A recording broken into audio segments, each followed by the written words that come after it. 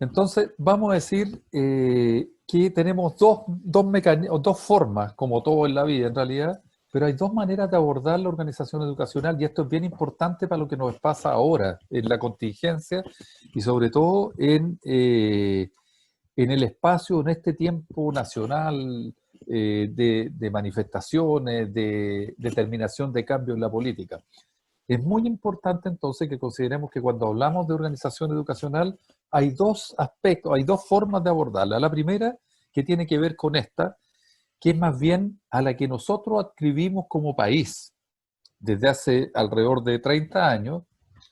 Nosotros adscribimos más bien un paradigma tecnológico que aborda la organización educacional de alguna forma separada del cuerpo social. Y entonces podemos decir que hasta finales de los años 80, comienzo del año 90, la educación y la organización educacional estaba íntimamente ligada con otras dimensiones de la sociedad en un paradigma no tecnológico, ¿no es cierto? En este paradigma más bien técnico, es decir, centrémonos en la escuela, la política se hace afuera, el sindicato no entra a la escuela, o las organizaciones estudiantiles son efectivamente pensadas para también el rendimiento tecnológico de esta organización educacional. Entonces, bajo este paradigma, lo primero que uno dice que entender la organización educacional es entender una forma en que se articulan distintos componentes de esta institución o de este espacio. Entonces, esta es un primer componente, o un primer foco de este paradigma tecnológico, que mira, yo articulo componentes porque la organización, si uno mira la etimología de la palabra, es un órgano, ¿no es cierto? Es un órgano que está pensado o que tiene partes y entonces lo que uno tiene que hacer, igual que cualquier organismo, es articular estos componentes en función de un fin.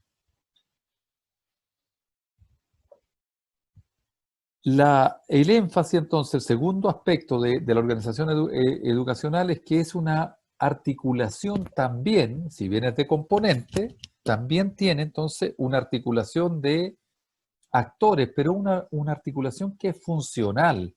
Entonces, ¿cuánto yo colaboro funcionalmente para que funcione este cuerpo, este órgano que es la organización educacional?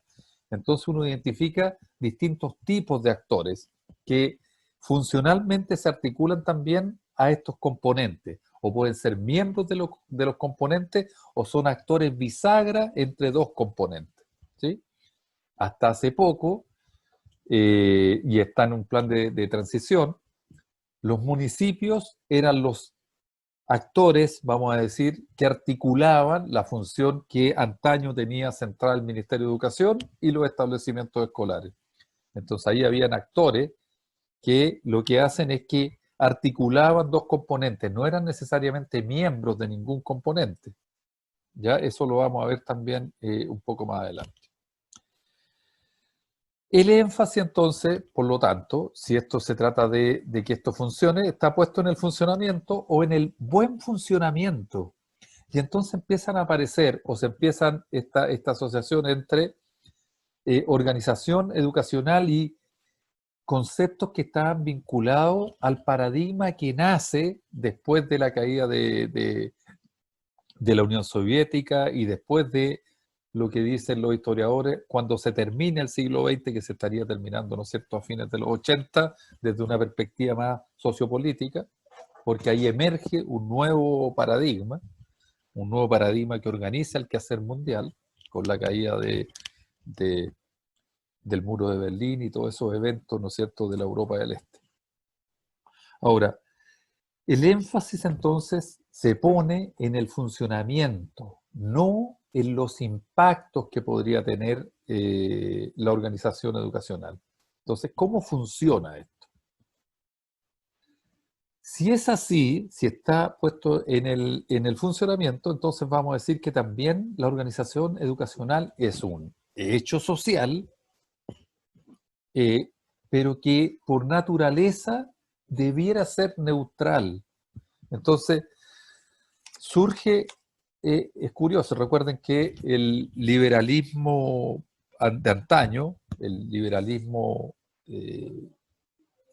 finaliza, ¿no es cierto?, con la Primera Guerra Mundial como forma de abordar centrado en el sujeto.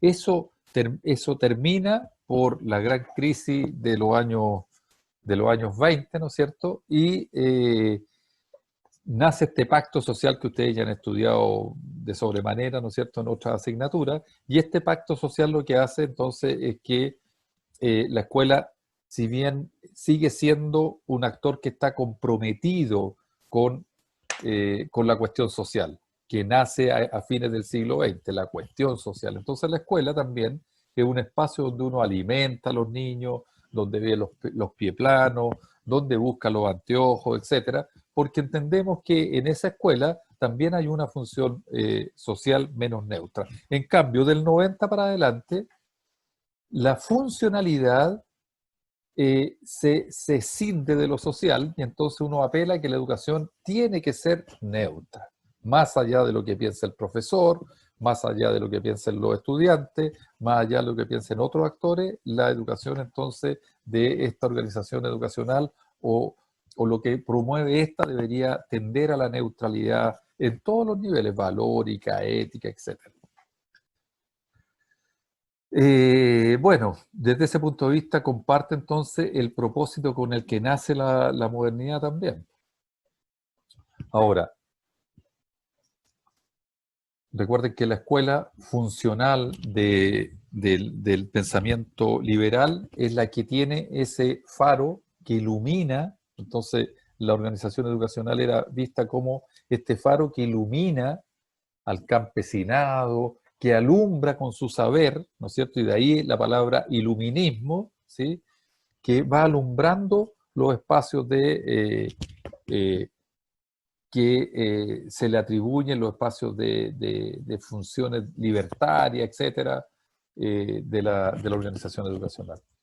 Ahora, para el caso chileno, como fuimos laboratorio, entonces la organización educacional se concibe desde esta neutralidad y desde este pensamiento moderno como una institución empresarial. O más bien, no es solo, es que está declarado, así es como otra organización que tiene que tener, que entonces ahí se trasladan a la educación los conceptos de calidad que trabajaron los japoneses cuando estaban disputando la hegemonía en Norteamérica, cuando hablan de la calidad total a fines de los años 70. Conceptos como gestión, que para nosotros se han naturalizado, ¿no es cierto? No podríamos hablar de desconocer la actividad escolar o la organización escolar sin conceptos como calidad y gestión. Eso tiene que ver entonces con la vinculación que sobre todo en el caso chileno tuvimos entre escuela y institución productiva, ¿sí? La educación entonces se convierte en un espacio productor de servicios, así como lo hacen cualquier institución, pública o privada, que presta un servicio a la comunidad. Entonces, si presta un servicio, debería funcionar entonces con los mismos atributos que funciona cualquier institución y que se han demostrado que son los mejores. Y uno de los mejores mecanismos para controlar la calidad y la buena gestión de un establecimiento es el mercado. Y entonces, bajo esa lógica, porque el mercado estaría asociado al empeño personal, ¿no es cierto? A comprometerme, a responsabilizarme eh, personalmente en la organización educativa, ¿sí? Entonces, conceptos claves como gestión, calidad, etcétera, estándares, son trasladados desde la economía, que como disciplina hegemónica de los años 90 hasta muy avanzado el 2000, entonces estas nociones de la economía son trasladadas a la organización educacional. No es la función de este ramo abordar ese tema, pero tenemos que considerar en qué contexto estamos. Si ustedes miran las publicaciones de los años 90, pero hasta bien adentrado los primeros 10 años, o sea, la primera hasta el 2008, yo diría, quienes diseñan el sistema educacional que tenemos ahora son economistas. Entonces, quien habla de educación y qué es lo que hay que hacer en la educación y cómo identificar estándares de la educación tienen que ver con ese espacio prioritario que tuvo entonces la economía. La economía y la comunicación también como disciplina, ¿sí? Recuerden que en los años 90 y los primeros 10 años del 2000, del siglo que estamos, la comunicación también le disputa un espacio que incluso la psicología se tendería a quedar en la periferia porque todo dependía de la comunicación. Entonces, problemas personales, problemas organizacionales tenían que ver con exceso, falta o poca comunicación. Entonces también aparece hoy un paradigma. Lo que van a encontrar en esos años, para algunos que se interesen en este devenir de la organización educacional, son esa irrupción de las categorías económicas y de las comunicaciones, ¿sí? Y de los atributos que tienen que ver posteriormente actualmente con los coaching, con el coaching ontológico, etcétera, porque de lo que se trata entonces es de llegar al actor comprometiéndolo y que se identifique con este paradigma tecnológico. Bien, esa es una forma, ¿no es cierto? Aquí estamos centrados dentro de la institución escolar, ¿sí? Es más bien una esfera que es parte de la sociedad, pero el discurso es el siguiente: mira, la escuela no puede solucionarlo todo, la universidad no lo soluciona todo. Hagamos que la escuela y la universidad haga lo mejor posible para solucionar lo que ella sabe hacer. Y lo que mejor sabe hacer es educar. Y entonces lo que hay es una vuelta desde los 90 atrás, se vuelve sobre sí misma la educación y la organización educacional, ¿sí? No salen actores que anteriormente estuvieron comprometidos, los artistas, el mundo del arte llega pragmáticamente, ¿sí? Pero no es parte, ¿sí? Como lo que pasaba en los años 60 en la universidad en los años 70. Bien, la otra forma entonces, perdón, el fin, y entonces el fin de este paradigma tecnológico es el estudiante, o el estudiantado en general de la educación. Aquí este mono está medio pixelado, pero todo lo que nosotros hacemos con este tipo de imágenes, porque recuerden que la comunicación también es muy importante para este paradigma más tecnológico de la organización educacional. Entonces aquí tenemos engranajes que articulan este robot orgánico, tenemos recursos, tenemos calculadoras, tenemos transacciones, cuánto cobro de matrícula, etcétera, pero en función del estudiante. Ahora, eso uno lo puede compartir, varios paradigmas comparten que lo principal es el estudiantado, ¿sí? Pero ahí veremos entonces que hay énfasis distinto. La organización entonces se concentra también, este mismo tipo de paradigma, si aquí está centrado en el aprendizaje como foco, entonces se mira, hay diferencias sociales, pero al menos démosle un aprendizaje digno para todos. Entonces lo social se convierte en un contexto, ¿sí? No es parte, lo político, lo afectivo incluso. Oye, espérate, no llores acá en los primeros años, lloremos en otro lugar. Eso tiene que ver, queda escondido por lo que uno pensaría que es el aprendizaje en términos también restringidos, como transferencia de contenidos cognitivos, ¿sí? Sigue, por más que exista la UNESCO, en realidad el foco no estuvo puesto en la educación emocional o en otro tipo de habilidades blandas o metacognitivas, ¿no es cierto? Bien, otra característica de esto que ya lo mencioné anteriormente, de esta forma de abordar la organización educacional desde una perspectiva más tecnológica, tiene que ver entonces con la gestión, y entonces tenemos varios esquemas y ustedes van a encontrar y se van a entretener. Lamentablemente varios de estos yo los voy a organizar, se los tienen que aprender, no para esta asignatura, sino que cuando estén tratando de insertarse en las instituciones educativas de cualquier nivel. Pero la lógica es la siguiente, y no creo que cambie en los próximos años,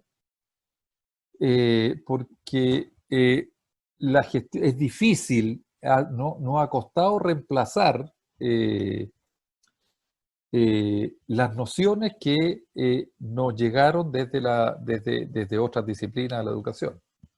Entonces, aquí lo que sería, este sería como un circuito virtuoso de la gestión de las organizaciones educacionales, que es, mira, lo primero que tengo que hacer es evaluar, luego de la evaluación tomo las decisiones, hago la planificación de esas decisiones que tomé anteriormente, implemento las acciones, voy retroalimentando, monitoreando y luego nuevamente en una síntesis evalúo. Y este sería como el circuito virtuoso de la gestión de calidad, ¿sí?, de las organizaciones educativas. Este monito que está acá, en realidad viene trasladado indudablemente, como les decía, desde quien aparentemente lo ha hecho muy bien, que es el sector productivo. Entonces, desde ese ámbito, entonces surgen una forma de abordar este círculo virtuoso. Esto es como en metodología cuando habla del modelo hipotético deductivo, ¿no es cierto?, de cómo la ciencia utiliza ese recurso se supone, para ir avanzando en conocimiento. Acá sería lo mismo. Más que un círculo, dicen algunos, sería también una espiral, ¿no es cierto? Entonces el círculo va subiendo, subiendo y cada vez somos mejores. Esta es una dimensión, podríamos decir, viendo la espiral desde arriba. Este es el modelo actual, así funcionan las organizaciones educativas y así se les pide que funcionen.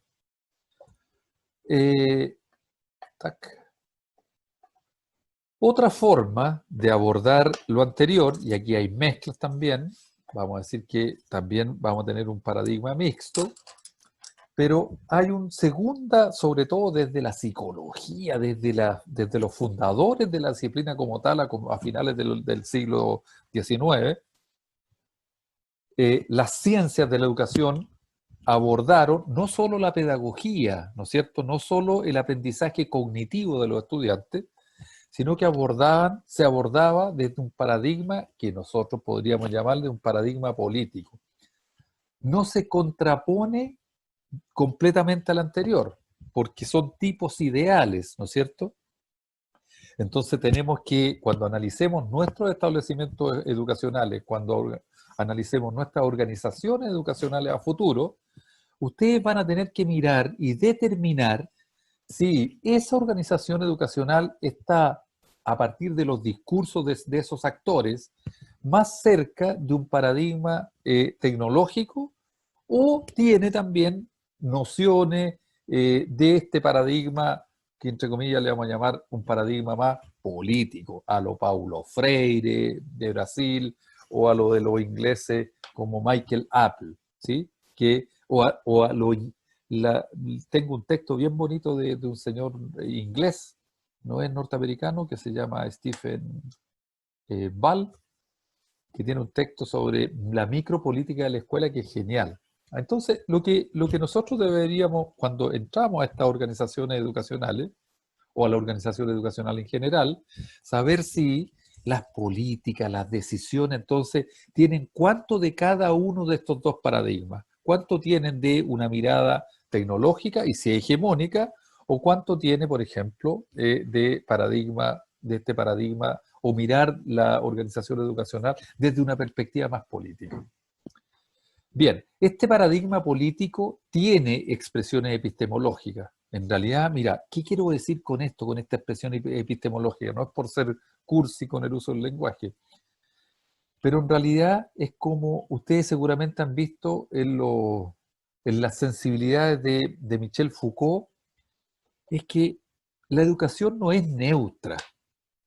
Entonces, uno debería tender a dejar fuera el prejuicio, pero a lo más uno puede ser vigilante de sus propias decisiones político-ideológicas. Entonces, cuando llegue al mundo de la organización, llegue consciente que uno arrastra miradas, enfoques, que uno pertenece a un paradigma determinado. Entonces, lo que apela esta mirada política de la organización educativa es que nosotros tenemos un sistema de creencias, un sistema de valores, y hay que ser entonces hay que estar dispuesto a decir que, mira, yo estoy ganando o estoy perdiendo.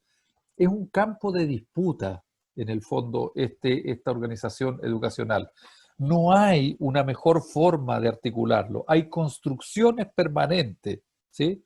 Hay una construcción permanente dependiendo de, entonces, de esta disputa por la hegemonía de estas creencias, de estos valores, ¿sí?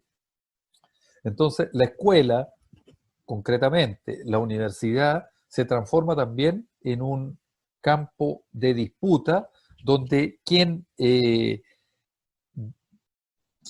domina esta organización con las mismas funciones que puede tener el anterior es aquel que ha logrado más hegemonía, tiene más, entonces, tiene un discurso más legitimado por la mayoría de los actores educacionales o los actores políticos. Entonces, desde el paradigma político, la organización educacional también es un espacio para disputar hegemonía, donde las verdades son relativas, ¿sí? Ahora, lo que no quiere decir que uno no quiera pensar que ahí, o sea, uno va a tratar de instalar también sus creencias.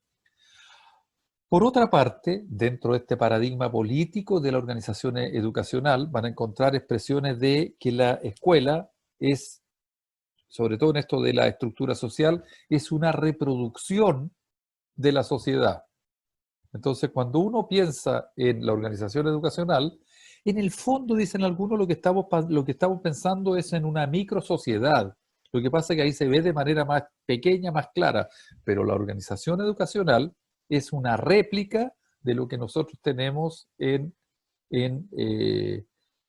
la sociedad en general. Y entonces por eso que se justifica o explica, por ejemplo, un libro también precioso de un francés, Pierre Bourdieu, que lo que habla es entonces que trata de demostrar cómo el sistema educacional francés es un sistema que reproduce las desigualdades sociales. No, entonces, en este paradigma político, la organización educacional está íntimamente ligado con la estructura social. Entonces, Bourdieu dirá, hay universidades pobres para pobres, universidades ecológicas para ecológicos, universidades de élite para los que tienen recursos, porque en general uno no elige desde la perspectiva de esta mirada de Bourdieu, uno no elige el lugar donde estudiar, uno cae en el lugar de donde estudiar, ¿sí? Bueno, con matices, ¿no es cierto? Y se ha discutido sobre el tema, pero esa es la expresión. Entonces, lo que nosotros tenemos que rescatar de esto es que la organización educacional, entonces, desde este paradigma, está siempre en constante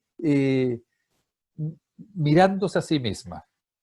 Es una expresión de dominación entonces, y ahí entonces el pensamiento, por ejemplo, de los años 70 y hasta los 80, yo diría, es que la escuela es una forma completamente de dominación en todos los ámbitos, de dominación del espíritu. Entonces, hay teóricos vinculados a las ciencias de la educación que decían, mira, la organización educacional es, entonces, una forma de dominación. Para contrarrestar eso, también diremos que, desde esta perspectiva, desde este paradigma político, la organización escolar, la organización educacional, también es un espacio de emancipación. Y entonces muchas creencias de sentido común lo que apelan es que si yo participo de esa organización educacional, lo que tengo es una sociedad, un individuo emancipado, ¿no es cierto? Es un espacio de conducción, es un espacio donde para algunos también yo puedo transmitir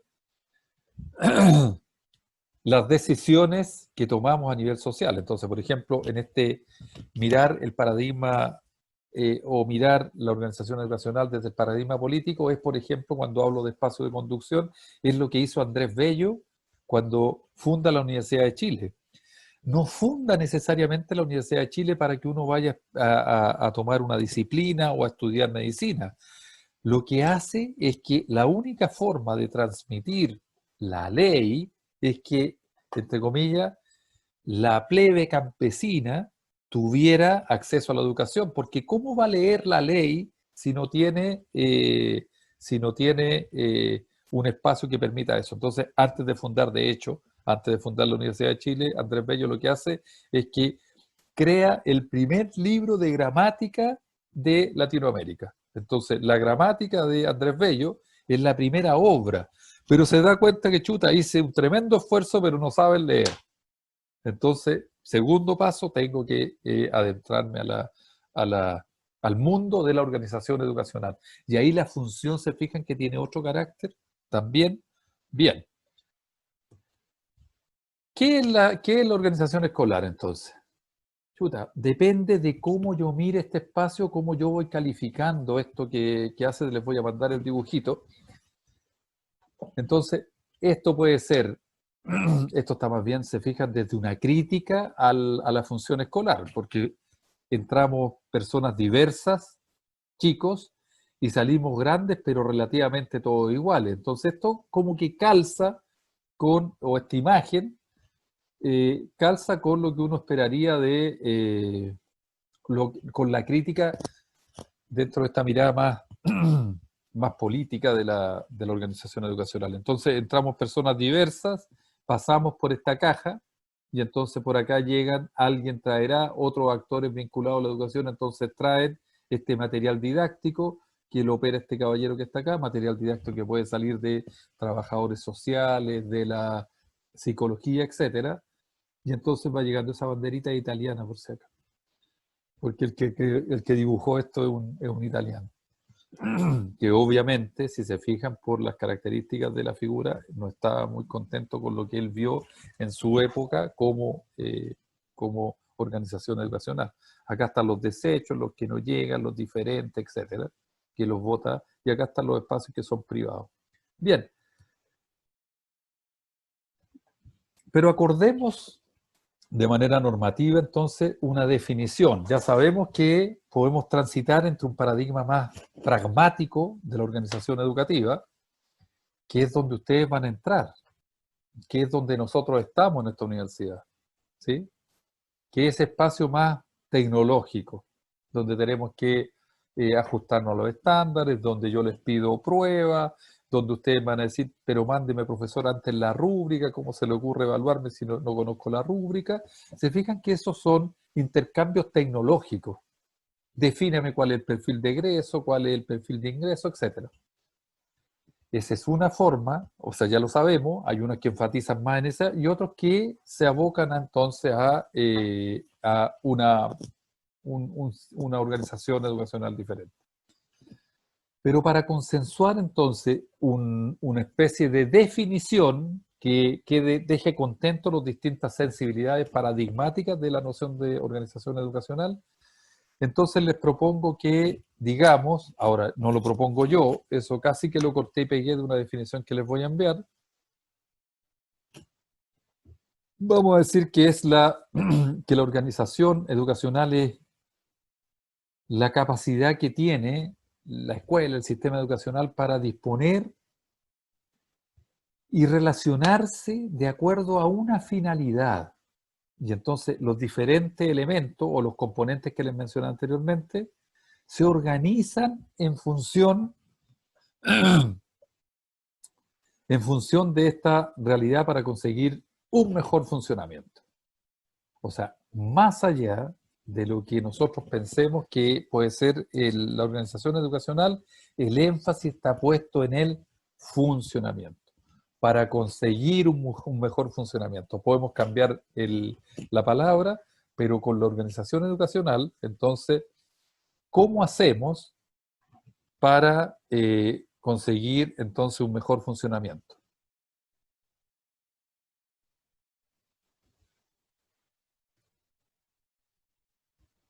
Lo, lo interesante acá es que acá hablamos de una definición que incluso hablan de la realidad, de una realidad.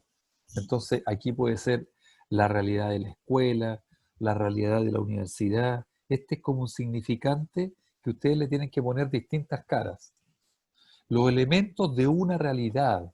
Entonces, La organización educacional también puede ser la realidad de una sala de clases. Y entonces yo podría decir que voy a disponer, relacionar de acuerdo a una finalidad los distintos elementos que están dentro de esta sala de clase para conseguir un mejor funcionamiento. Esta realidad, entonces, que uno puede discutir también el concepto de realidad, pero es el acuerdo por el cual estos dos paradigmas dicen, ya, mira, quedémonos con esta definición, porque la realidad la construimos entre todos, puede ser distinta. Entonces aquí, elementos del componente no educacionales, sino que de una realidad, de la realidad sala de clase, de la realidad Ministerio de Educación, etc. Bien, ahora, la organización educacional es, por lo que ya hemos dicho, una realidad institucionalizada.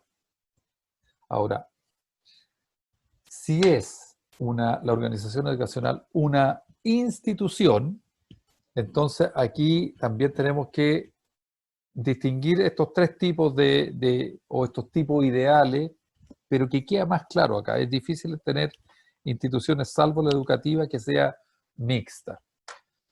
Hay unas organizaciones de tipo organizaciones formales, y estas organizaciones formales son, para decirlo en fácil, aquella en que yo, en tanto miembro de esa organización formal, me debo a una jerarquía. Entonces las organizaciones formales son, comparado a un ejemplo, la pertenencia a un club de fútbol donde yo tengo que responder y tengo que pagar cuotas y conozco cuál es el director y cuáles son las personas que están a cargo de esa organización. Si digo entonces que estoy dentro de una organización que tiene esquemas de funcionamiento, estructura, jerarquía, entonces estoy dentro de una organización formal. Y distinto es de las organizaciones informales, donde los roles incluso al interior pueden ir cambiando y las funciones también. Si yo voy a esta misma barra de fútbol, pero no tengo, me organizo espontáneamente, entonces voy a decir desde esta definición, si no hay jerarquía, si no hay elecciones de autoridades o forma, ¿sí? Democrática o no democrática, eso es otro tema. Pero si no hay, entonces, formalidad administrativa y jerárquica, entonces voy a estar dentro de una organización informal.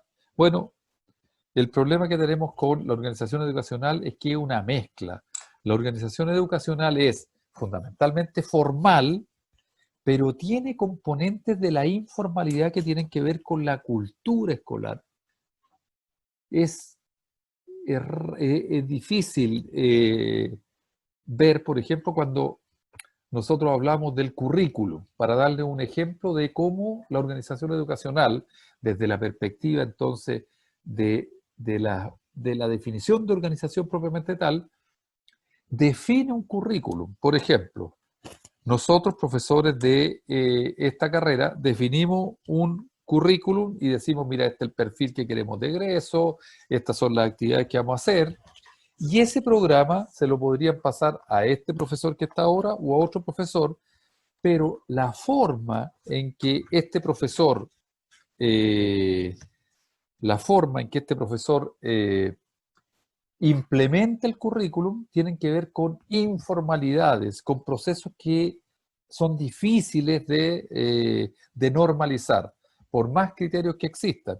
Entonces, el hecho de poner un PowerPoint o solo escribirlo o mandarlo a leer tiene que ver con la forma en que se implementa.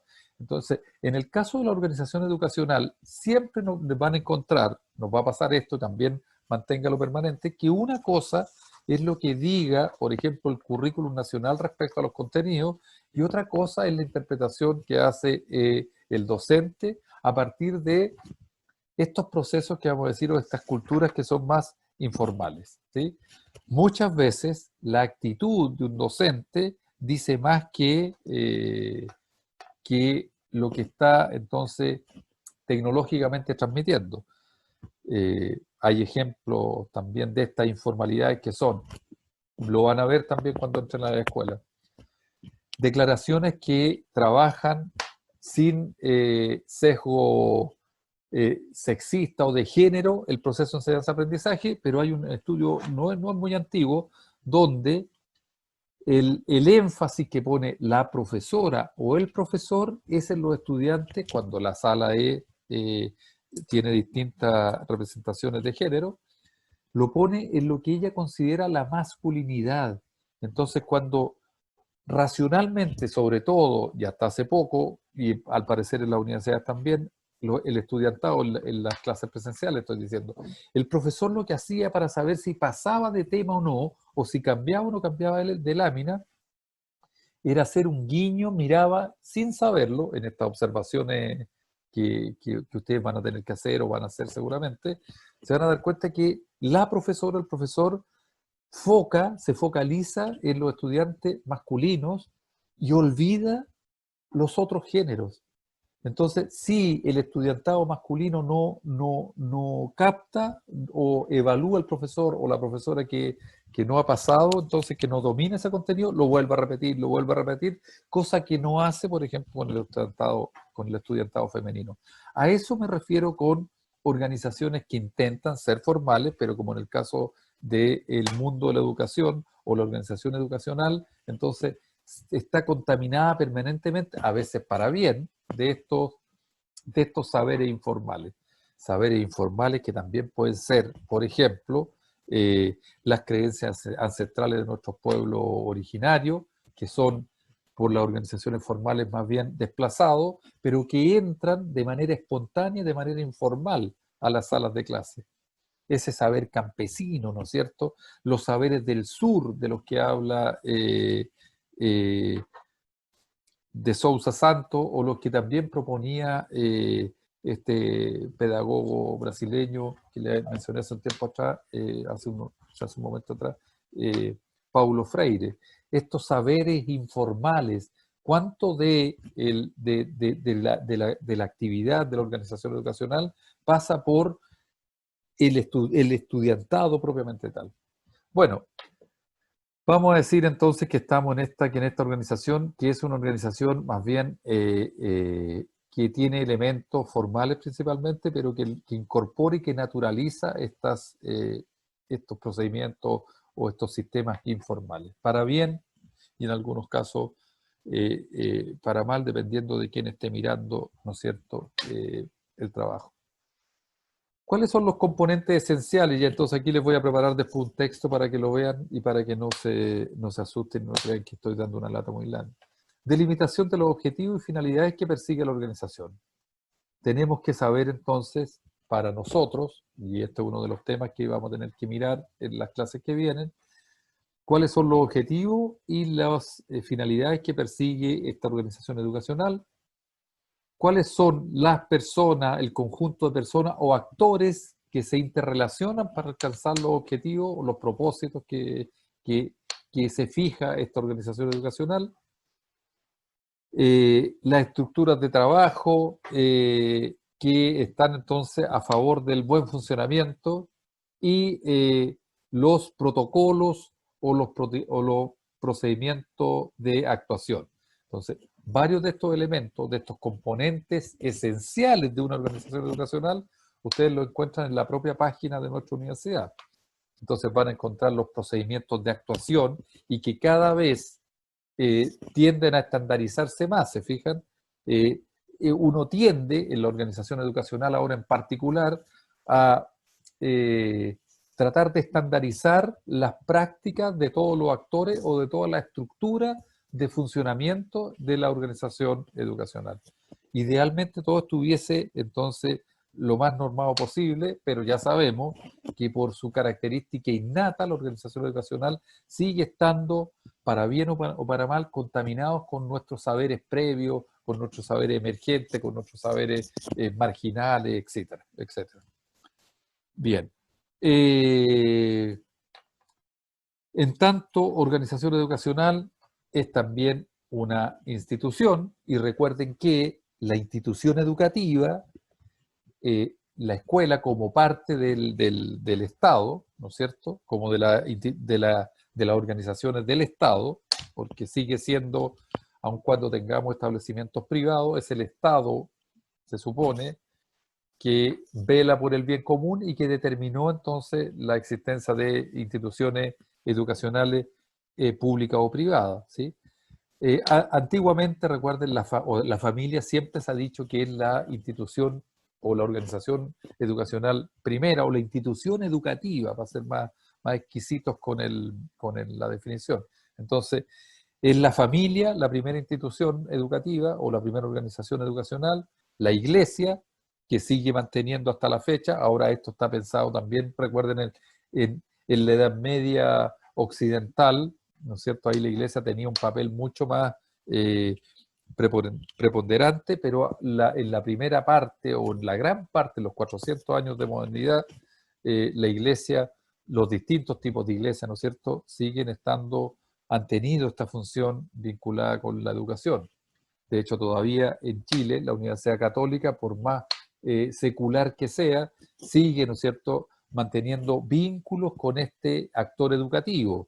Y al igual que el Estado, tiene esta iglesia, en el caso nuestro la Iglesia Católica, mantiene también sus vínculos. Es por eso que las instituciones de salud también que estaban vinculadas con la Universidad Católica, en el caso chileno, hacen unos exámenes o no hacen algunos exámenes dependiendo de estos atributos valóricos que tiene los fines de una educación pontifísica. Bien, ¿cuáles son las funciones, antes de entregarles la tarea? ¿Cuáles son las funciones? No las funciones educativas, porque eso va a ser mi trabajo entregarles, pero les quiero comentar cuáles son las funciones sociales de la organización educacional, vistas también desde el paradigma de este más tecnológico o de este más bien político. Vamos a decir que las funciones sociales de la organización educacional tienen que ver con la socialización del individuo, y entonces es mejor, van a encontrar ese discurso en las escuelas y en las universidades, es mejor tener al estudiante dentro de la escuela que fuera de la escuela, porque la escuela en términos generales, el liceo, ¿no es cierto?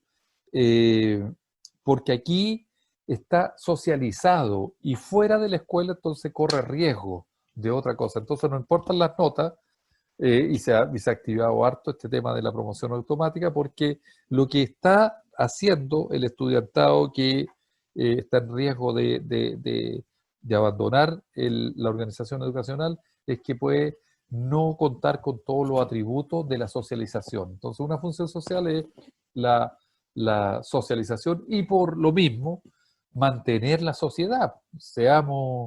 O sea, los roles sociales, el fin de la organización educacional también es tratar de mantener la sociedad.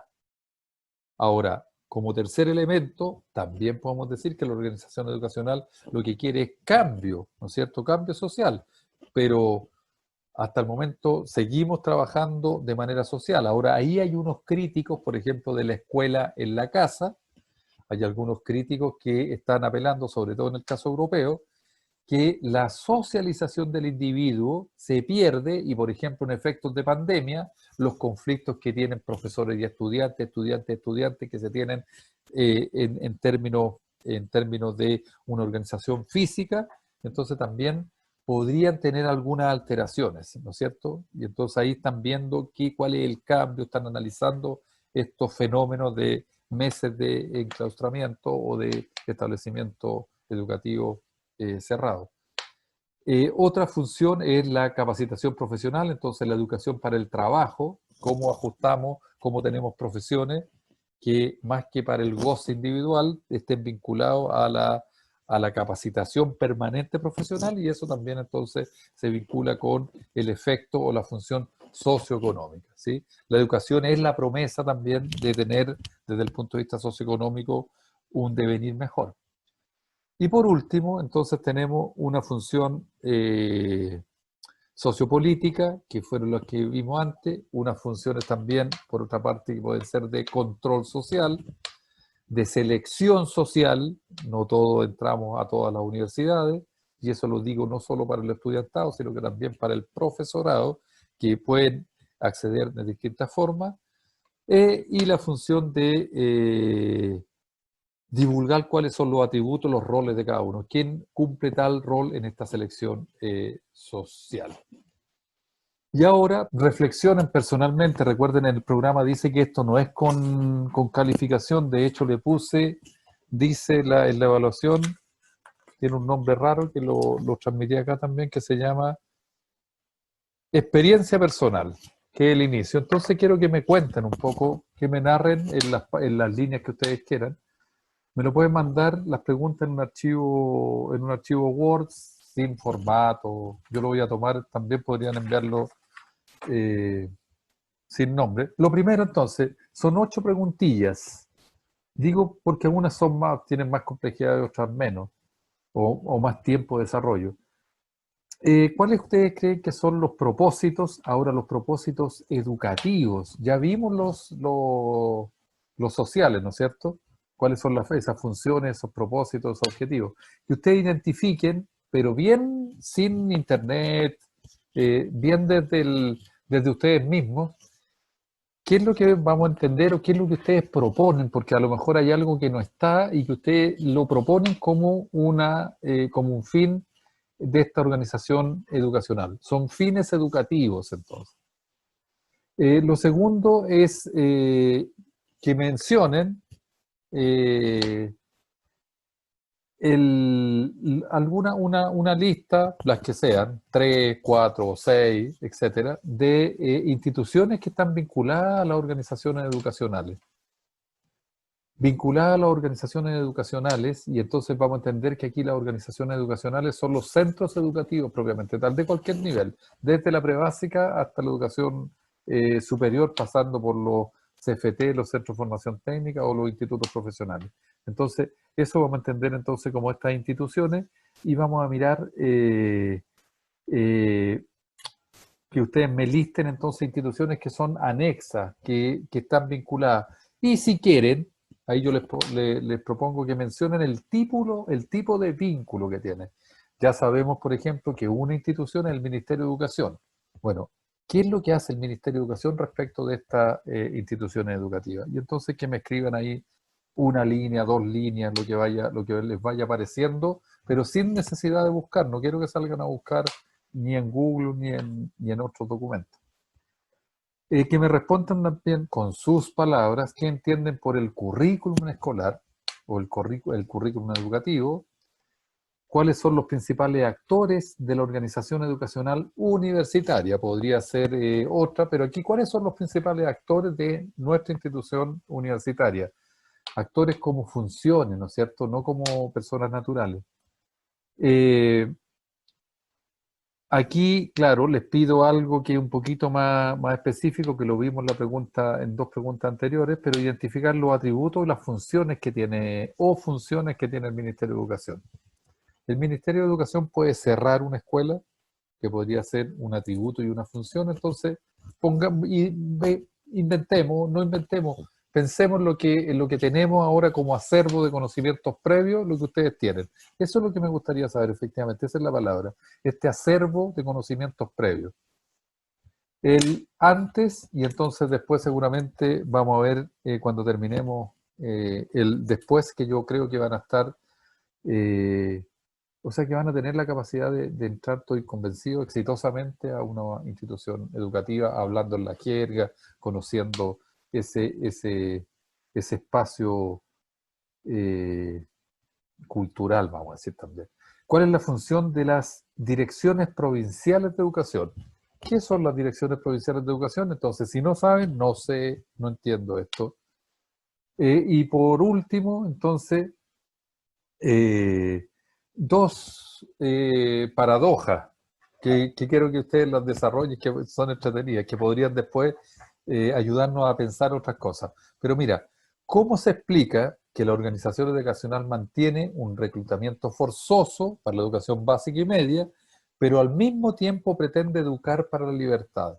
¿Por qué la educación tiene que ser obligatoria? Esa es la pregunta, si lo que queremos es que también, entonces, educar para que seamos personas libre. Entonces hay una opinión, ¿sí?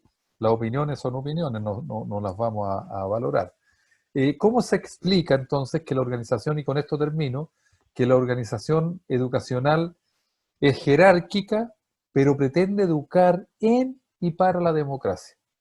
Entonces, ¿cómo esas paradojas también, que las pueden situar en los sistemas escolares, básica media, o en el sistema universitario?